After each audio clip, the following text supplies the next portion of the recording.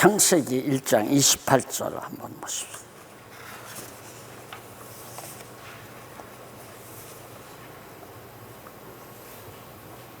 창세기 1장 28절. 하나님이 그들에게 복을 주시며 그들에게 이르시되 생육하고 번성하여 땅에 충만하라.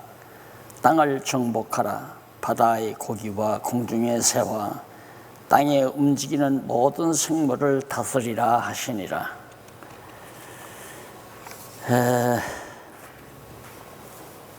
제3권 무엇인가 3권 세 번째, 첫 번째 언약이란 무엇인가.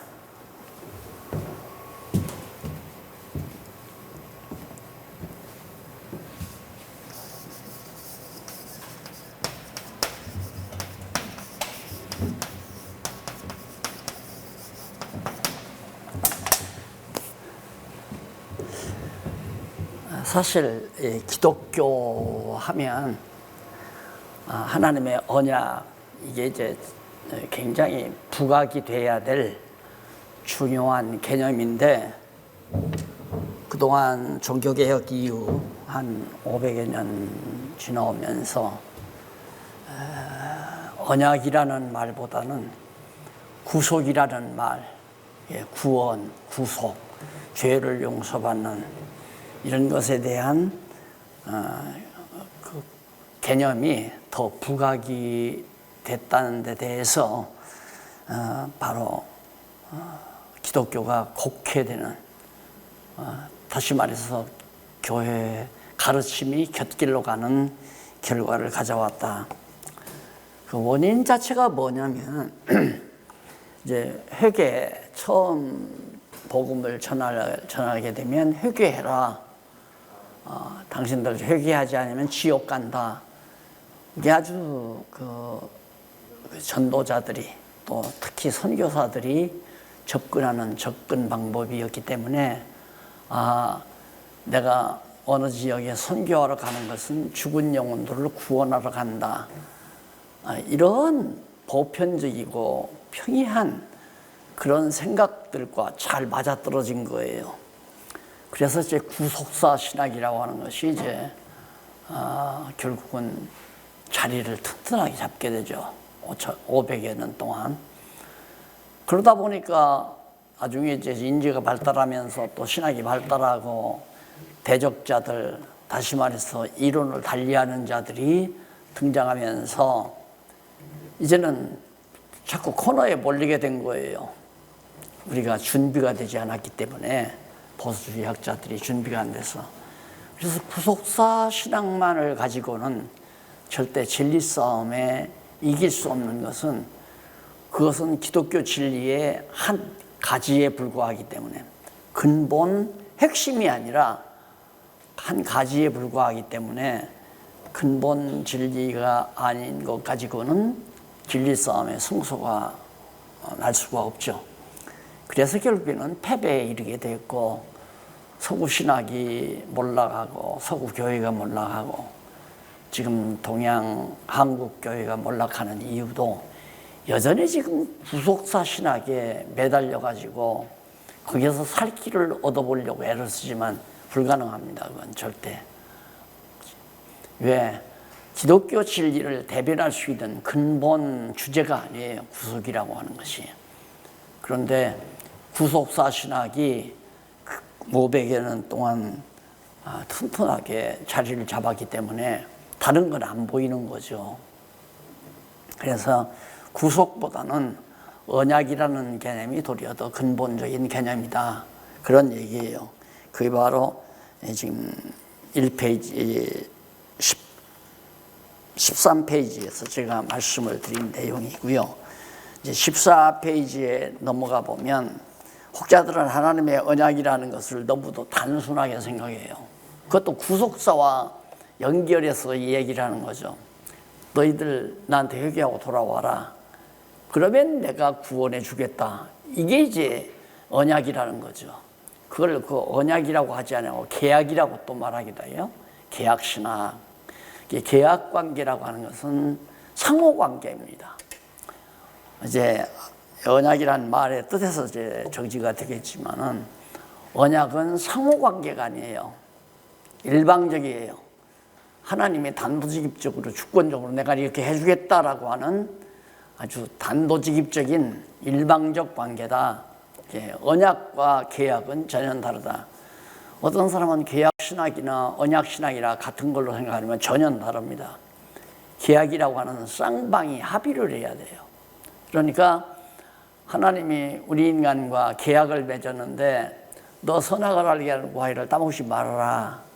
먹으면 죽는다. 이게 이제 계약관계라는 거죠.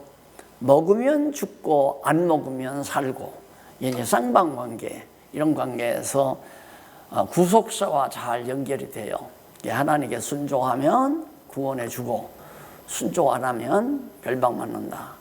또 구원이 하나님의 절대 주권적 섭리라는 것과 이게 또 맞아떨어지질 않는 거예요. 그래도 어물쩍어물쩍해서 이제 무지한 시대에는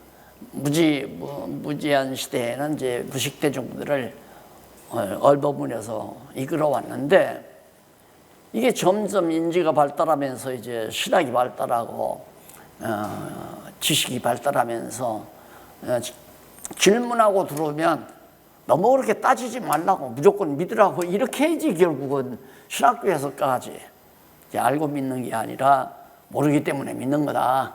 우리가 하나님의 비밀을 다 어떻게 아느냐.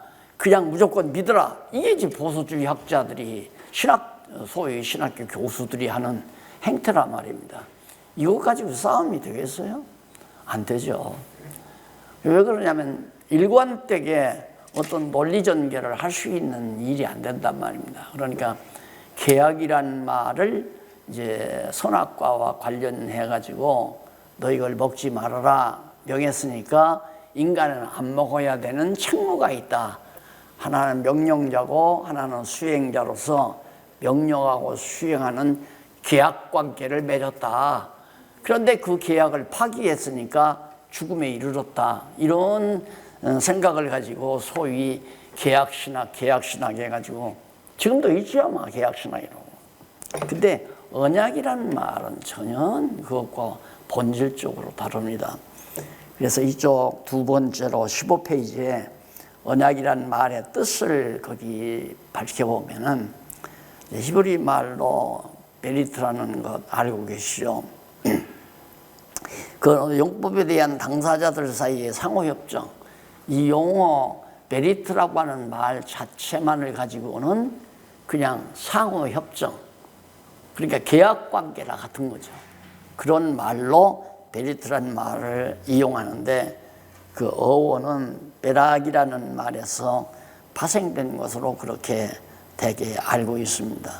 그래서 그 뜻은 베다라고 해서 자르다, 가르다, 분리하다 뭐 이런 의미를 가지고 있는 데서부터 베리트라는 말이 파생이 됐다 그렇게 얘기를 해요. 그래서 이 구약적 베리트 언어 개념으로 보아서는 계약관계라고 하는 것도 맞는 것 같아요. 그렇잖아요. 서로가 쌍방관계니까. 그래서 이제 신약에 와서는 제일 아래에서 두 번째 줄 나오죠. 신약에 와서는 이 언약이라는 말을 헬라어로 그다음 디아데케라는 말을 써요. 디아데케. 이 용어를 사용하고 있는데 언어의 뜻은 처리, 어떤 사물을 처리하다, 일을 처리하다, 해결해 나가다 이 말이죠. 처리하다 그런 의미가 있고 더 좀 실감나는 건 유언은 일방적 아니에요. 내가 죽으면서 내 재산 1억을 이걸 나는 누구에게 기증한다 하면서 딱 유언장 써놓으면 아무도 이유 알 것 없이 유언대로 진행하는 거죠. 그게 일방적이에요. 그런 의미에서 헬라어 디아데케라는 말은 상당히 제가 가지고 있는 견해와 상당히 통한다. 내가 유언하고 죽어버렸으니 어떡할 거예요? 그대로 행해야죠. 안 하면 맹자에 대한 완전히 모독 행위니까 법적으로도 그건 인정이 안 되는 거고, 처리도 그래요. 일을 처리했다. 일을 처리하는데 누구하고 상의하고 처리하는 게 아니잖아요. 과장이, 부장이 일을 처리할 때 자기가 일방적으로 권한을 가지고, 부장의 권한, 사장의 권한을 가지고 일을 결제해버리는 거, 처리해버리는 거. 그래서 처리라는 말도 상당히 의미가 깊지만은 그보다도 유언이라는 말이 가지고 있는 그 의미가 바로 언약이라고 하는 본 개념에 접근하는 데 가장 가깝다라고 하는 것을 제가 지금 말씀을 드리는 겁니다. 그래서 네, 그래서 이 언약이라는 말을 지금 대부분 처음에 제가 그 하나님의 언약에 대해서 얘기하니까 누가 과거 신학자들이 언약 얘기를 했다 이거예요. 언약 얘기 안 하는 사람이 계약 얘기도 하고 언약 얘기도 했지요. 그 언약 얘기를 하지만은 제가 말하는 언약은 일방적이에요. 절대적이고, 그 일방적이라는 말은 절대적이라는 얘기죠. 그래서 하나님의 언약은 어떤 조건을 달아서 제시하는 것이 아니라 일방적인 명령으로 주어진다. 언약이란 언약은 하나님께서 우리에게 언약하실 때는 명령으로 이렇게 해라, 저렇게 해라, 이렇게 명령으로 주어지는 것. 그러니까 계약관계는 명령이 아니잖아요. 내가 이렇게 할 건데 너 이렇게 할 거냐, 이런 관계가 이제 계약을 맺는 관계거든요. 나 이 아파트 2억 받고 싶은데 너 2억 주고 살 것이냐, 2억은 너무 비싸다, 1억 7천만 받으라, 이렇게 상의해서 계약관계를 처리하잖아요. 그런데 일방적인 것은 나 2억 안 주면 안 판다 해버리는 거예요. 2억 내라 그런 거죠. 그러면 그 아파트를 자기가 살려면 상의할 수가 없어요. 그냥 2억 내면 자기 아파트 되는 거고 안 내면 자기 아파트가 안 되는 거지. 그래서 하나님의 언약은 우리와 쌍방관계로 주어지는 것이 아니라 일방적으로 주어지기 때문에 명령문으로 주어진다. 그리고 이 명령은, 하나님의 명령은 인간의 명령은 어떠냐면 종에게, 자기가 부리는 종에게, 또 과장이 계장에게 당신은 이렇게 해. 그러면 계장이 하고 안 하고 결정할 수 있잖아요. 안 하면 과장에게 내가 불복했으니까 면직당할 거고, 그 면직당할 각오를 하면 안 하는 거죠. 나 그렇게는 못하겠습니다. 거부할 수 있다는 얘기예요. 그런데 하나님의 명령은 대상이 있는 게 아니에요. 그렇게 대상의 의사가 좌우되는 게 아니라 하나님의 명령은 그대로 사실화되는 것을 전제하고 있어요. 명령대로 되니까 빛이 있으라 명하면 빛이 있어요. 나사로야 일어나라 하면 그냥 명령대로 일어나는 거지, 일어나라 했으니 나사로가 일어날 수도 있고 안 일어날 수도 있고 그거 아니죠. 빛이 있으라 했으면 빛이 있을 수도 있고 없을 수도 있는 게 아니라 있으라 하신 하나님의 명령의 말씀은 그대로 사실화된다, 이루어진다 하는 얘기입니다. 그러니까 하나님의 언약은 성취를 전제로 한 언약이다, 이렇게 이해를 하고, 이게 얼마나 이제 성경신학을 이해해가는데 중요한 개념인지 모릅니다. 굉장히 중요한 개념이죠. 하나님의 언약은 반드시 성취가 전제된 언약의 명령의 말씀이다. 명령했으니까 인간이 이룰 수도 있고 안 이룰 수도 있고. 그러면 따먹지 말라, 먹는 날에는 내가 죽으리라, 양면을 이제 하나님께서 말씀해서요, 너 선악을 알 이 동산 가운데 모든 과일은 다 따먹되 중앙에 있는 선악을 알게 하는 과일은 따먹지 말라. 그러면 안 따먹었어야 돼요. 그런데 그 뒤에 먹는 날에는 죽는다, 양단 간에 얘기를 하는 거죠. 먹는 날에는 죽는다, 따먹지 말라, 먹는 날에는 죽는다. 이 말은 아담이 따먹게 되면 자기가 완전히 자기 책임을 자기가 느끼는 거예요. 쉽게 말하면 하나님이 따먹지 말라고 그랬는데 내가 따먹었다 이거예요. 그럼 내가 따먹은 건 내가 따먹고 싶어서 따먹었으니까 내 책임이라고 느끼는 거죠. 그게 피조물의 한계예요. 하나님께서는 인간에게 그렇게 책임을 지울 수도 있고 책임을 안 지울 수도 있고, 하나님이 안 따먹게 하려면 안 만들면 되잖아요. 만들어 놓고 따먹지 말라 그 많은 이유는 죄책을 씌우기 위해서예요. 죄책을 씌우기 위해서. 하나님이 금했으니까 내가 그걸 범했을 때는 죄책을 내가 느끼잖아요. 왜 죄책을 느끼게 해야 되는가? 자기의 능력으로는 선행을 할 수 없음을 깨달아 알게 하기 위한 거죠, 하나님께서. 그렇기 때문에 하나님께서는 우리의 죄의 책임을 지우고 죄책을 느끼게 하고, 그래서 이제 하나님 앞에 의지하게 만들고, 그것이 이제 하나님이 우리를 하나님의 백성으로 만들어가는 하나의 교육 방법이다, 이렇게 이해를 하시면 틀림이 없습니다.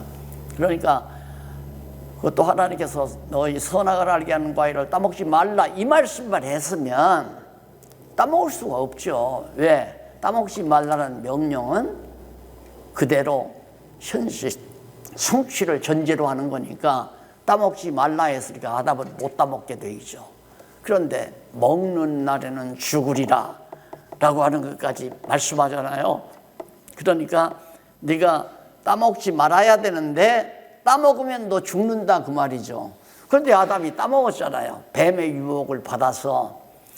그것이 이제 하나님께서 인간을 하나님의 백성으로, 아직 타락하기 이전 아담은 완전한 아담이 아니잖아요.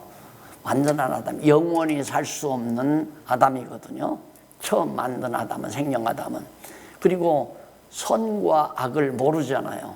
선악을 모를 뿐만 아니라 그 선악을 모른다는 건 하나님이 좋아하고 하나님이 싫어하는 걸 잘 모른다는 얘기죠. 그러니까 아담 중심으로 또 선악을 몰라야 돼요. 그러니까 처음 지어놓은 아담은 자기 중심으로 이것이 좋은지 저것이 좋은지 분간할 수 없는 철없는 인간이죠.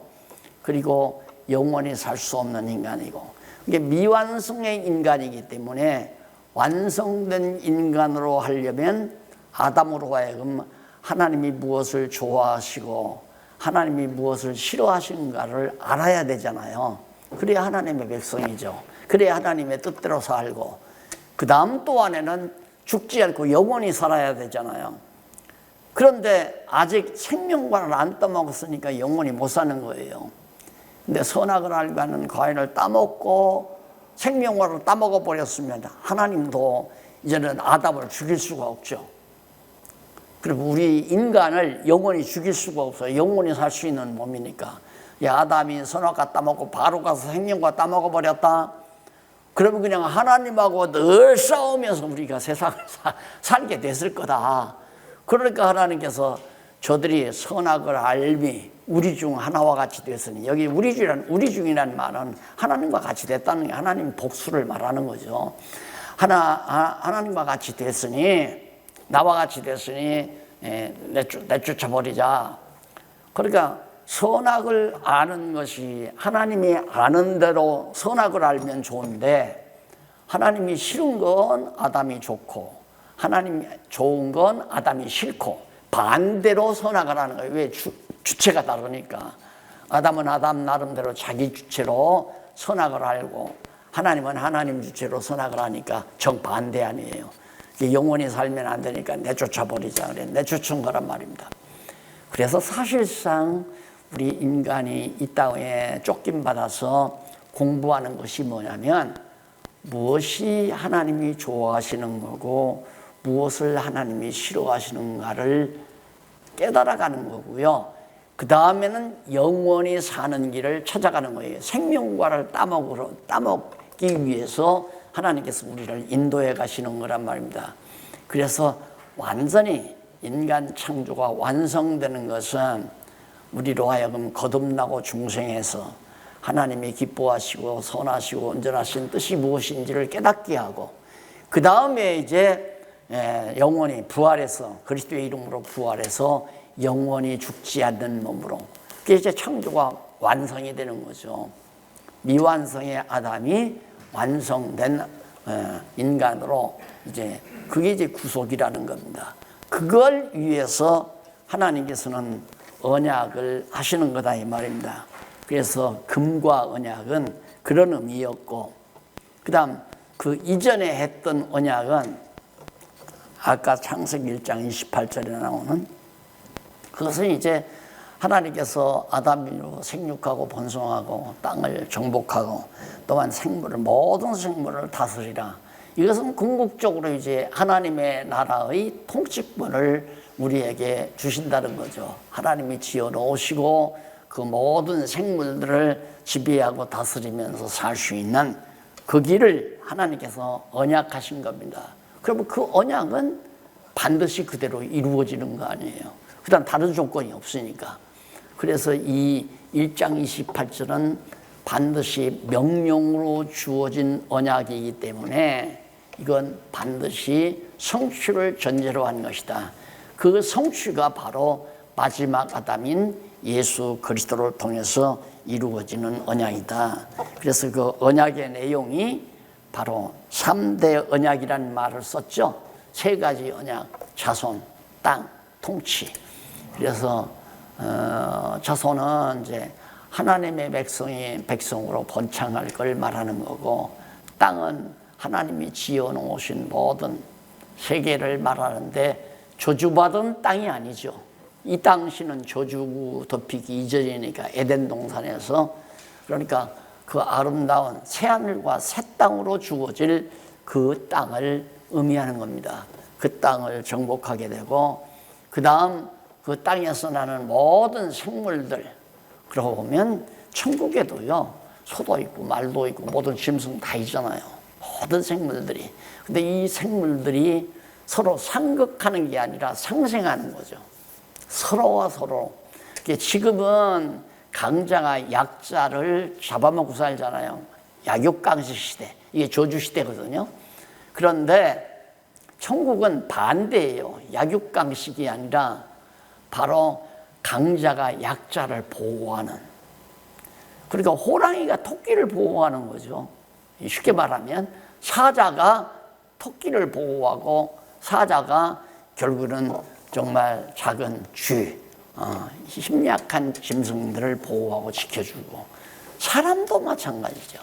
인간도 이 저주 세상에서는 강자가 약자를 다 이용해 먹고 살잖아요. 약육강식 시대이기 때문에 강한 나라가 약한 나라 정복해버리고. 그러나 하나님의 나라는 그런 게 없잖아요. 그래서 교회는 그렇게 세상 조직 마냥 권력 있다고 해서 힘없는 성도들을 지배하고 다스리는 교회가 아니라, 도리어 먼저 성숙한 하나님의 자녀들이, 그러니까 장로님이나 목사님이나 권사님이나 집사님들이, 앞서선 성도들이 어린 영혼들을 도와주고 돌봐주고 보살피는, 후원해주고 이렇게 보살피는 그런 관계로 교회가 조직이 돼야 올바른 하나님의 나라다. 왜? 이건 이제 중생한 회복 시대에 있어지는 일이니까. 그래서 이제 3대 언약이라고 하는 것은 1차적으로 지금 예수님이 오셔서 그가 승천하셔서 성령을 보내가지고 성령으로 거듭나고 중생하게 하잖아요. 하나님의 자녀들이 계속해서 번창한단 말입니다. 그게 바로 성령의 능력으로 되는 것이지 내 능력으로 낳는 게 아니죠. 성령께서 만세전에 택한 백성들을 거듭나고 중생케 해서 번창을 시켜요. 언제까지? 땅끝까지 복음이 증거되면서 온 땅을 다 정복을 하는 거죠. 그런 다음에 이제 만왕의 왕이신 그리스도가 이 땅에 오셔서 결국 천년왕국 동안 완전한 정말 회복된 시대, 무죄시대, 죄가 없는 무죄시대를 열어서 예수님이 이루실 것이 이제 분명하죠. 그걸 이루실 것이 전제되는 것이 창세기 1장 18절의 언약의 말씀입니다. 그래서 하나님의 언약은 성취, 이루어 주시는 성취를 전제로 한 거기 때문에 의심할 필요가 하나도 없는 거죠. 된다. 하나님의 언약은 반드시 이루어진다. 일방적이니까. 그 내용만 우리가 정확하게 정리를 하게 되면 아마 신학도 달라지고 신앙도 달라져요.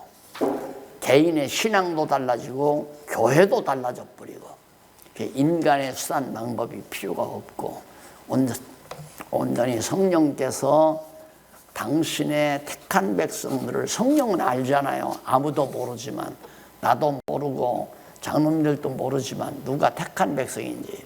성도들이 100명이 왔어요. 100명 중에 누가 택자인지 불택자인지 아무도 몰라요. 그러나 성령은 아신단 말입니다. 그래서 성령이 중생케 해서 귀를 갖게 만들어 가지고 하나님의 말씀을 듣게 해서 자라나게 한다 이 말입니다. 거듭나지 못한 자, 다시 말해 택함 받지 못한 자는 귀가 없기 때문에 들어야 무슨 얘기인지 깨닫지를 못해요. 재미도 없고 관심도 없고. 그러니까 가장 이 목회해야 하는 목사님들로서는 말씀을 듣고 사모한다는 것만큼 정말 흥분할 일이 없는 거죠. 야, 저분이 택한 백성이다. 야, 정말 하나님께서, 성령께서 저분의 귀를 열어주셨다. 이게 얼마나 즐거운 일입니까? 그런데 애써 연구해서 가르치는데 앉아서 꼬박꼬박 좋은다. 제일 재미없는 사람이죠. 뭐로 나왔어? 집에서 그냥 편히 주무시지. 이게 그 사람이 나온 이유는 딴 데 있을 수 있어요. 뭐 인간관계를 맺기 위한다든가 자기가 경영하는 슈퍼를 운영하는데 교인들이 좀 팔아주기를 바란다는 그런 일이 참 많으니까. 안 그러면 어머니 상이 나면 교회에서 잘 실어주기를 바란다든가 별의별 목적으로 교회에 관심 있는 사람이 많습니다. 그걸 목사가 어떻게 가려요? 어떻게? 도저히 못 가르치죠. 그러니까 목사 입장에서는 순수하게 하나님의 말씀만 잘 가르치면 성도가 들을 때 아, 저 목사가 나를 욕하는구나 이렇게 안 들어요. 그냥 순수하게 가르치면 택한 백성은 귀가 열려서 그 말씀이 양식이 돼가지고 믿음이 점점 자라나요. 그렇게 자라나는 사람들로 성령께서 교회 조직을 이루잖아요. 장로가 되게 하고 목사가 되게 하고 집사가 되게 하고 각 은사들아 일하게 하고 그렇게 해서 이제 하나님의 나라를 확장시켜 땅을 정복해 가는 거란 말이에요. 확장시켜 가는 거란 말입니다. 그러니까 하나님께서 아담에게 언약했던 그 언약은 지금 현재 진행되고 있다. 아브라함에게 언약했던 것은 그건 모형이죠. 그림자고. 그건 완전히 세상적이고 지상적이고 혈육적이고. 그러니까 아브라함에 실어야 돼요. 아브라함과 이삭과 야곱의 후손이라야 돼요. 그 혈통적으로. 그러나 지금은 혈통과 관계가 없잖아요. 도리어 그리스도의 피로 거듭나고 중생해야 되죠. 예수의 피로 거듭나고 중생한 자가 하나님의 백성이죠. 뭐 목사가 박 목사니까 박씨들만 다 구원하는다. 그건 절대 없잖아요. 어떤 사람은 또 뭐 어디 책을 슬쩍 보니까 뭐 가게를 타고 뭐 저주가 흐른다나? 가게. 그러니까 그 집안에 가게를 타고 하나님의 저주가 대대손손 흐른다는 거죠. 핏줄을 타고. 그건 다 사기극이에요. 그건 뭐 말도 안 되는 얘기죠. 지금은 핏줄과 전혀 관계가 없어요. 문제는 창세전에 택함을 받았느냐 안 받았느냐가 중요하죠. 그래서 아브라함과의 언약은 그것은 모형이고 그림자다. 실체가 아니다. 아담과의 언약은 실체 언약이고 노아의 언약도 실체가 아니라 모형의 언약이고 그러니까 그 모형은 하나의 짝퉁이라고 할 수 있나요? 짝퉁 모형. 그 형태대로 모형을 만들어서 이제 이렇게 보여줄 수 있는. 그러니까 이스라엘 나라, 유대 나라는 다윗 왕국은 장차 만왕의 왕 되신 예수 그리스도가 왕노로 나실 하나님 나라의 모습이다. 그러면 오늘 우리 목사님들이 정말 지금 맡아가지고 영혼들을 양육하고 있는 교회가 수백 명이든 수십 명이든 대여섯 명이든 그게 얼마나 소중한 일인가. 그게 하나님의 나라니까요. 그래서 하나님의 나라는 양에 있다고 생각하면 안 돼요. 양에 있다고 생각하면 이제 부패하기 시작하는 거예요. 그럼 왜 그러냐면 조금 부족해도 영입하고 다 이렇게 자기 편리한 대로 숫자 늘리기 위해서 하다 보면 결국에는 엉뚱하게 되어버린단 말입니다. 예를 들면 이북에서 넘어온 사람들이 많단 말입니다. 우리 전향합니다 하고 막 한꺼번에 예를 들어서 한 500명, 600명이 넘어왔어요. 이게 그냥 넘어왔다니까 우리 숫자 많기 위해서 무조건 점검도 안 하고 다 대한민국 국민으로 받아들인단 말이에요. 그걸 알고 거기서 1000명이 또 넘어오고 10,000명이 넘어오고 넘어와서 그 사람 숫자가 많아져 버리면 나라가 흔들리는 거죠. 그래서 한국교회가 이렇게 흔들리는 이유도 숫자 중심, 수량 중심, 머릿수 중심의 목회를 해왔기 때문에 교회가 무너지기를 하루아침에 무너져버려요. 왜? 모래 위에 지은 터와 같은 거니까, 모래터 위에 지은 집과 같은 거니까 아주 쉽게 무너져 버린단 말입니다. 네. 단 두세 사람이 주의 이름으로 모여도 주님이 거기 함께 한다고 했던 이 말씀을 우리가 정말 소중히 기억한다면 내 가정에서 아내와 자녀들과 내가 4명이서 5명이서 가정교회를 이루었다. 그게 가장 순수하고 아름답게 커지도록 가정에서부터 다져져서 그렇게 다져진 가정들이 또 모여서 그리스도 안에서 친교를 나누고 서로 받은 바 은사 따라 하나님의 일을 해나가는 그런 교회로 이게 성숙을 했어야 되는데 그게 아니었잖아요. 가정에서 아내 대부분 과거 우리 교회가 이제 전통이 없으면 가정에 전통이 없으면 아내가 교회 먼저 나가잖아요. 과거에는 남편은 직장 나가고 아내들은 집에서 할 일이 없단 말입니다. 그러면서 짜증스럽고 교회 나가보니까 막 목사님이 막 인사를 친절히 해주고 하니까 교회가 여성 중심의 교회가 많이 성장하게 됐죠. 그러다 보니까 또 여자들이 돈보따리를 많이 가지고 있잖아요. 그러다 보니까 교회에 재정이 많이 드러나기 시작하고 그게 바로 교회가 부흥되고 튼튼한 걸로 우리가 착각한 거예요, 한국교회가. 그런데 지금 와서는 완전히 달라져 버렸잖아요. 달라져 버리니까 걷잡을 수가 없는 거죠. 어디서부터 어떻게 할 길을 모르는 거예요. 그래서 오늘 제가 언약이라는 이 말부터만, 개념부터만 우리가 정확하게 알고 들어가면 아하, 교회 기초를 다시 놔야 되겠구나. 또 신학의 기초를 다시 해야 되겠구나. 이게 너무너무 간단한 거 아니에요. 구속사 중심, 죄 용서함 받고 천국 갑시다 라고 했던 것이 그게 아니라 바로 이제는 언약사 중심으로 성경을 보다 보니까 야, 이건 세계사적이고 아니면 세계관적이고 총체적이고 모든 우주적이고 모든 관점이 확 넓어져 버리잖아요. 그래서 바로 이 언약 개념이라는 게 매우 중요하다. 언약의 내용에 대해서 실체와 모형 이 둘을 구분해 드렸습니다. 그 다음에 이제 언약의 성질 네 번째인데요. 20페이지에 언약의 성질. 언약은 어떠한 성질을 지니고 있는가? 언약은 아까도 계속해서 말했지만 주권성이다. 주권성. 완전히. 하나님이 하고 싶은 대로 하는 게 언약이에요. 나 이렇게 하겠다. 그 말이에요. 예를 들면 어린 자녀들 이제 5살, 6살 먹은 아이들 놓고 아버지가 아버지가 집을 하나 사야 되니 살까 말까 자녀들하고 상의 안 하잖아요. 그들 물어도 안 봐요. 상의도 안 해요. 그냥 아버지가 아파트 사야 되겠다고 일방적으로 사듯이 하나님께서도 당신의 계획대로 그냥 주권성을 가지고 해 가시는 거죠.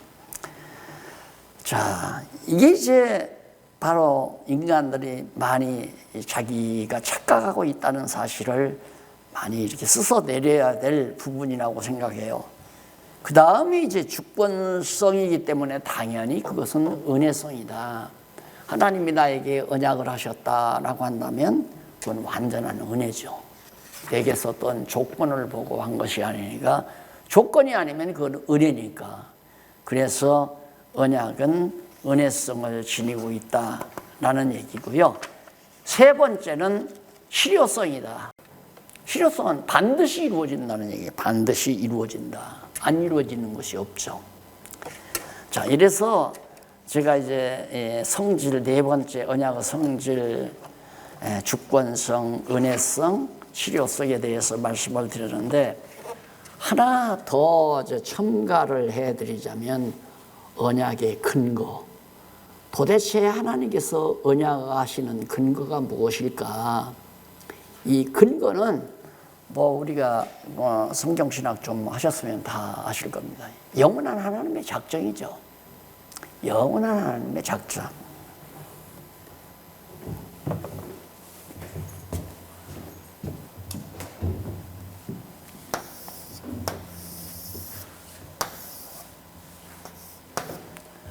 예, 작정 아닙니까? 작정. 작정하고 이제 아담에게 언약이죠. 언약. 아담, 아브라함, 언약. 그 다음 모세, 다윗 언약. 그 다음 여기 중간에 노아 언약이 있잖아요. 그래서 보통 이제 여기서는 일일이 다 취급을 안 했습니다만은 일반 신학에서 구약의 언약하면 아담 언약, 노아 언약, 아브라함 언약, 모세 언약, 다윗 언약을 크게 5개의 언약을 얘기를 합니다.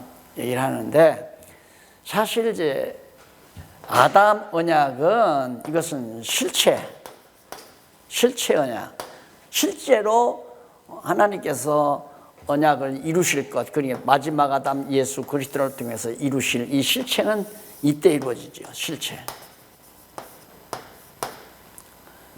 그리고 이제 노아 언약은 아시다시피 노아 언약은 이 세상 마지막 계시가 끝날 때까지, 이 시대까지 다 이루어져요. 노아 언약은 이 시대까지 이루어지는데 아주 개괄적으로 얘기하잖아요. 개괄적으로. 기껏해야 노아의 후손 제2 인간의 이 시조이기 때문에 제2시조인 노아가 그 자손이 이제 인류 역사를 이어갈 거 아닙니까? 그 자손들의 후대에 되어질 일. 그렇게 복잡하잖아요. 아주 간단해요. 함은 종로로 산다, 형제들.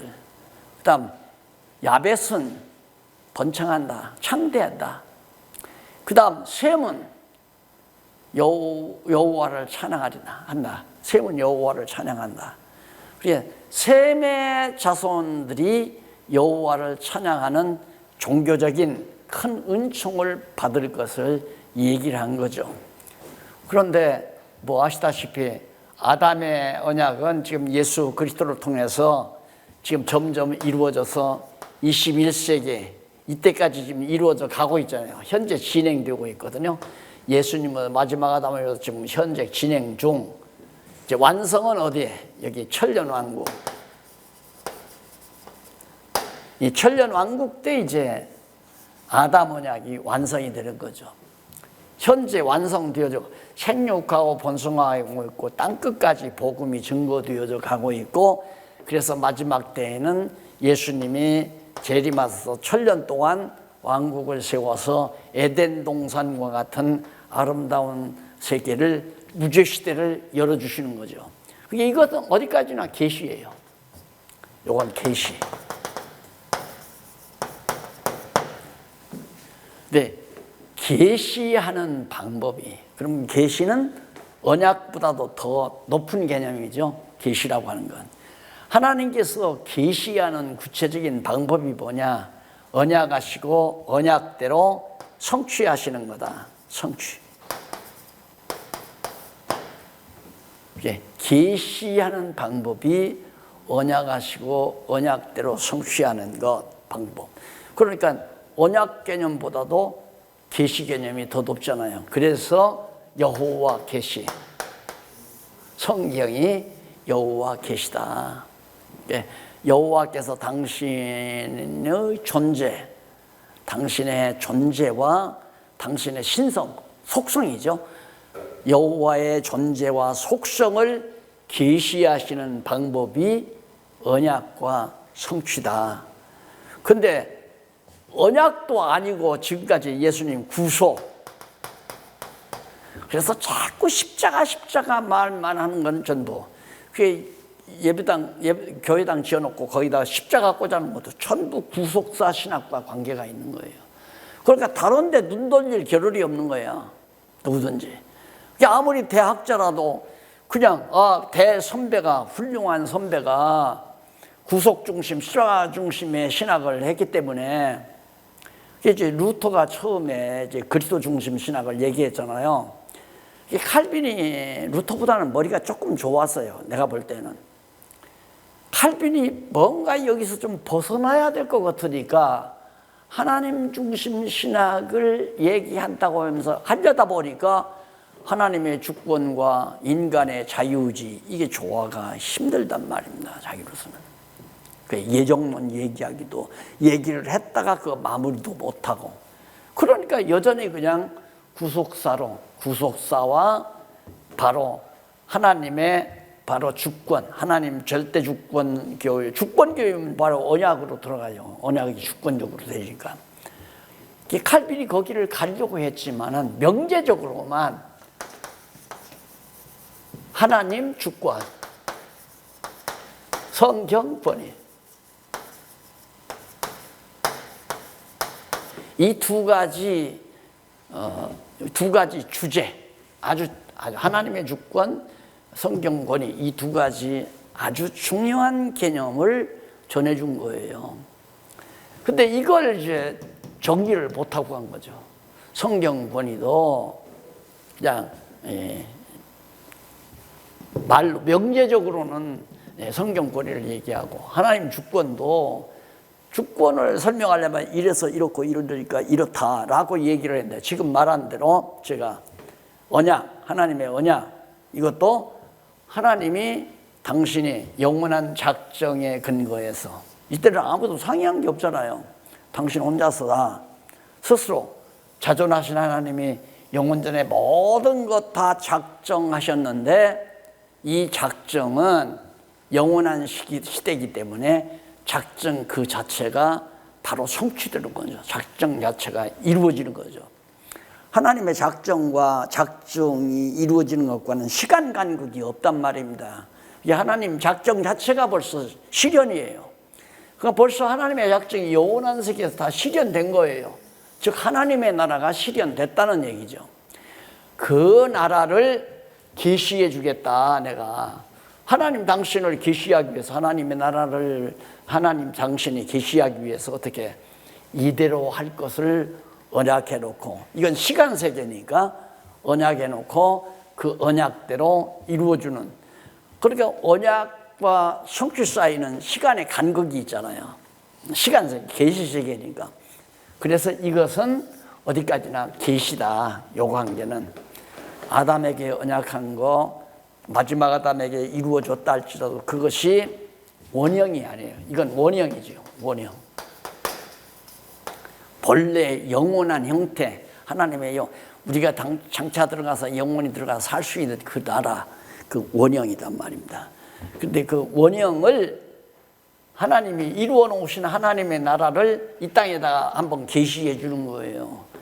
그래서 이 타락한 세상 속에서 하나님이 언약을 하시고, 작정의 근거에서 언약하시고, 언약의 근거에서 이루실 것을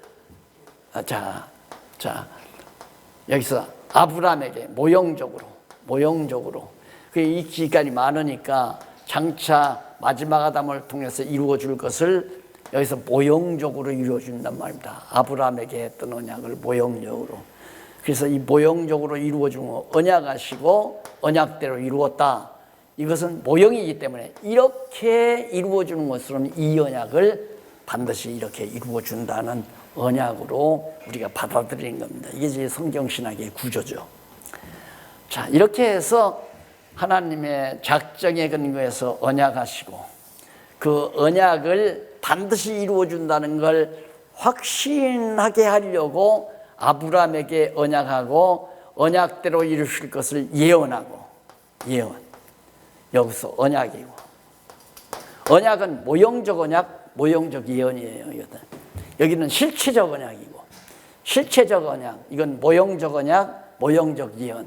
그 언약을 이루어준다는 걸 이루어질 그 당시 그 시기에 선지자들도 예언하는 거죠.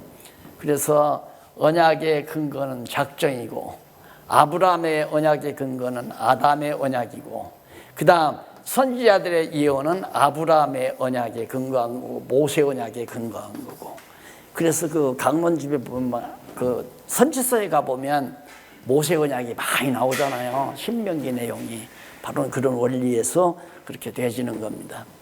자, 이렇게 해서 결국은 하나님의 언약이란 무엇인가? 결국 언약은 근거가 하나님의 영원한 작정이다. 영원한 작정. 그리고 방법은 계시, 여호와 하나님 당신의 존재와 속성을 계시하기 위한 방법이 언약이다. 영원한 작정에 근거해서 한 언약이 이루어지는 것. 그게 바로 여호와 존재와 속성을 계시하는 방법으로 제시된 것이다. 그래서 이제 맺는 말을 맞이했는데요.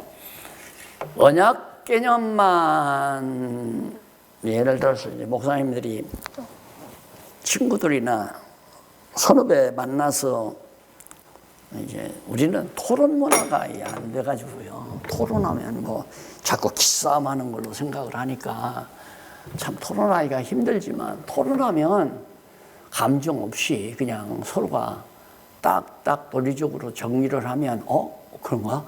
나 그건 몰랐네 하면서 이게 받아들이면서 또 거부하면서 자기도 논리를 세워서 거부하면서 이게 토론이 벌어져야 하는데 당신이 뭐 얼마나 그렇게 잘한다고 이래버리니까 토론이 안 되는 거죠. 이게 토론 문화가 없어서 좀 힘들지만은 그래도 요즘에는 목사님들이 고민하는 목사님들이 좀 많이 있다는 것 같아요. 그래서 요즘 어떤 목사님 한 분 지금 개인 교수를 좀 했는데 개인 강의를 했는데요. 벌써 이분이 공부팀을 한 4팀인가를 만들었대요. 4팀 해달라고 그래서 목사님들 이렇게 만나서 얘기하다. 그래서 지금 아주 바쁘게 시간을 보내더라고요. 그래서 목사님들이 어떤 계획이 있으면 이 언약 개념에 대한 토론을 차분하게 정리해만 가도 일단 상대방이 가지고 있는 그 굳어버린 구속사라고 하는 땅땅 굳은 잘못된 그걸 깨부숴야 하는데 죽으라고 안 깬 거예요. 그거 깼다가는 자기는 망가져 버리니까 이게 이제 참 한계죠. 그래서 언약이라는 단어를 용어를 오늘 첫 시간에 생각해 봤습니다. 잠시 쉬었다가